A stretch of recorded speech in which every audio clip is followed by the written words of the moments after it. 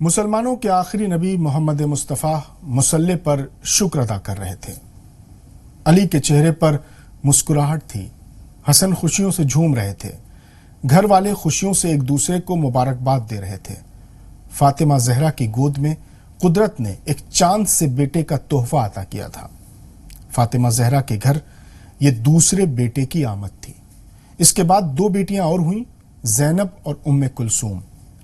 فاطمہ زہرا حضرت محمد صلی اللہ علیہ وآلہ وسلم کی اکیلی بیٹی تھیں۔ باپ نے بیٹی کو بڑے نازوں سے پالا تھا۔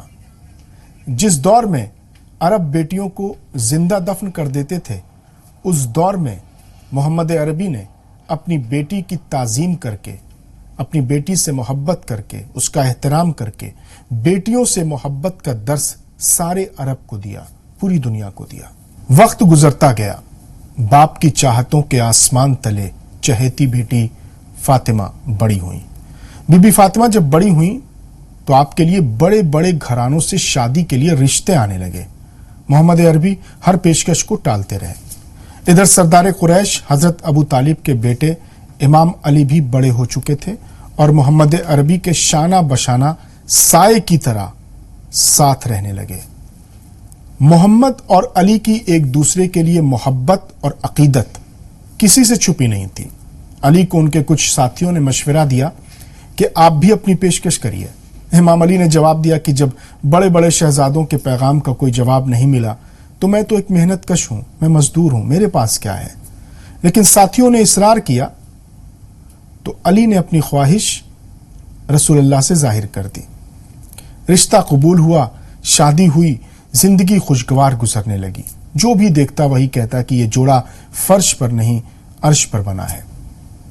زندگی گزر رہی تھی، زمانہ بڑی تیزی سے بدل رہا تھا۔ فاطمہ زہرا کے بیٹوں کو نانا محمد نے نواسوں کی طرح نہیں بلکہ اپنی اولاد کی طرح، اپنے بچوں کی طرح، اپنی بیٹوں کی طرح پالا۔ مسجد جاتے تو حسن حسین ساتھ، محفل میں شریک ہوتے تو دونوں نواسے ساتھ، بازار جاتے تو دونوں نواسے ساتھ۔ محبتوں، شفقتوں، دلار اور پیار کے ساتھ نواسوں کی پرورش ہوئی۔ لیکن دنیا میں ہمیشہ کون رہتا ہے؟ موت پر حق ہے۔ علی کی گود میں محمد مصطفیٰ نے آخری سانسیں لی۔ بچے قدموں سے لپٹے رو رہے تھے، وہی چہتے نواسے اپنے نانا کے قدموں پر گرے رو رہے تھے۔ فاطمہ زہرا کے گھر میں صف ماتم بچھ گیا۔ پیغمبر اعظم کے بعد تو دنیا ہی بدل گئی۔ گھر والوں سے لوگوں نے ایسے نظریں پھیر لی جیسے پہچانتے ہی نہ ہوں۔ ابھی نانا کے غم میں بچوں کی آنکھیں سوکھی بھی نہیں تھیں کہ پیاری ماں کی جدائی کا غم بھی ان بچوں کو اٹھانا پڑا۔ چہتے بچے، نازوں سے پالے بچے، بڑوں کے بغیر بابا علی کے ساتھ اداس اداس زندگیاں گزارنے لگے۔ علی نے بھی بڑی ذمہ داری اور محنت سے اپنے بچوں کو پالا۔ مدینہ چھوڑ علی بچوں کو لے کر عراق کے شہر کوفہ آ گئے، لیکن خاندان محمد کے دشمن پیچھا کرتے ہوئے وہاں بھی پہنچ گئے۔ ایک روز علی صبح کی نماز پڑھنے کے لیے مسجد گئے کہ وہیں پر حملہ نے آپ پر زہر میں بجھی تلوار سے ایسا حملہ کیا کہ آپ زخموں کی تاب نہ لا سکے اور حملے کے تیسرے دن آپ شہید ہو گئے۔ علی کے یتیم بچوں کا اب کوئی سہارا نہیں رہا۔ بچے واپس مدینے لوٹ گئے، لیکن یہاں بھی انہیں سکون سے نہیں رہنے دیا گیا۔ بزرگوں کے بعد بچوں پر گہرا صدمہ اس وقت پڑا جب بڑے بھائی حسن کو زہر دے کر شہید کر دیا گیا۔ بس یہیں سے کربلا والے حسین کا امتحان شروع ہو گیا۔ بڑے بھائی حسن کی شہادت کے بعد اب ساری ذمہ داریاں حسین پر تھیں۔ اب زمانہ حسین کا دشمن ہے، وہی حسین جس کی ولادت پر جھومے تھے محمد، مسکرائے تھے علی، سجدے میں گئی تھی فاطمہ، خوشیاں منائی تھیں حسن نے۔